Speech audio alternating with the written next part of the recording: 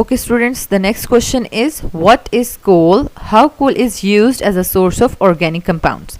तो बेसिकली अब हमने जनरली इसके बारे में बताना है. सबसे पहले तो ये ऑर्गेनिक कंपाउंड्स का सोर्स है और ये प्रोड्यूस कैसे हो रहा है, ये इसकी सारी डेफिनेशन है. ठीक है, देन इससे डिफरेंट ऑर्गेनिक कंपाउंड्स कैसे हम बना सकते हैं. एक तो डिस्ट्रक्टिव डिस्टिलेशन से हमारे पास ये 3 फ्रैक्शंस आ रहे हैं. ठीक है, देन कोल तार की फर्दर फ्रैक्शनल डिस्टिलेशन से हम मोर देन 200 ऑर्गेनिक कंपाउंड्स जो है वो ले सकते हैं. And this is the flow sheet diagram कि इनमें से अगर आपको कोल तार के फर्दर फ्रैक्शंस में से आप एग्जांपल्स इनको याद कर सकते हैं कि बेंजीन, टॉलिन, जनरली आप लिख सकते हैं कि हम ये कोल तार से हम गेन करते हैं. ओके स्टूडेंट्स,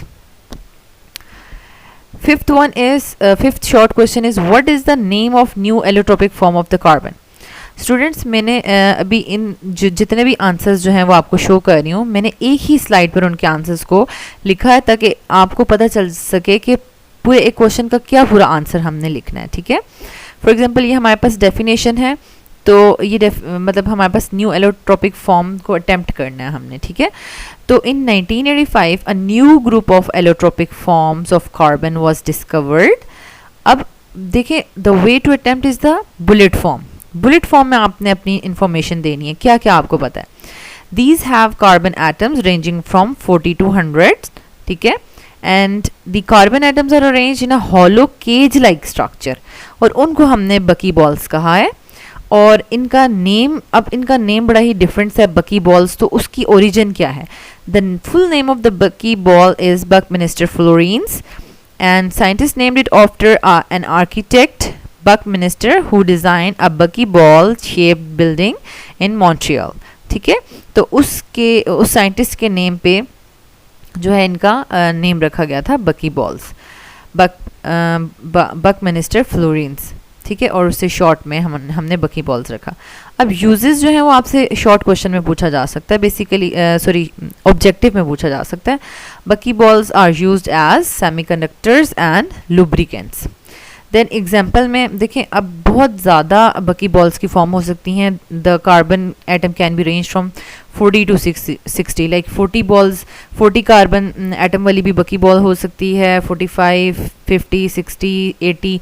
ठीक है, तो जो सबसे सिंपलेस्ट यहाँ पर उन्होंने कहा कि simplest form of them is carbon 60 and its molecule is make up to 60 carbon atoms. ठीक है, and the carbon atoms fold around and make a ball shaped molecule. The new molecule looks like a football and the carbon atoms join together to form a pentagon and hexagon structures. तो अब students ये यहाँ पर हमने इसकी structure देख लिया है. आपको स्ट्रक्चर ड्रॉ नहीं करनी पेपर में, you have to just write some information के बकी बॉल जो है न्यू एलोट्रोपिक फॉर्म के बारे में आपको क्या क्या इन्फॉर्मेशन है. बट देखिए, the way to attempt is definition, name, uses and example. And sixth question is what is homologous series. Okay students, यहाँ पर हमारे पास इसकी definition है along with example. अब यहाँ पर मैंने alkane family of organic compound की होमोलोगस सीरीज़ के 4 मेंबर्स ड्रॉ किए हैं.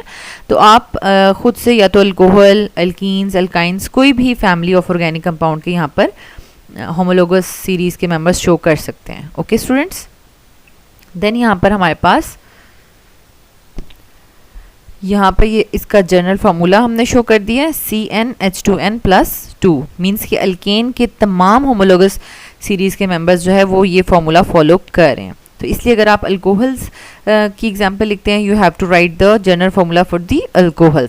ठीक है, अलॉन्ग विद 2-3 आपने इंपॉर्टेंट यहाँ पर लिखने हैं. इम्पॉर्टेंस के होमोलोगस सीरीज़ इंपॉर्टेंट क्यों है. तो बेसिकली स्टूडेंट्स यहाँ पर कैरेक्टरिस्टिक्स और इम्पॉर्टेंस में थोड़ा सा फ़र्क है. जैसे कि हम कैरेक्टरिस्टिक में ये पॉइंट भी लिख देते हैं कि each member of the homologue is differ from each other by CH2 unit.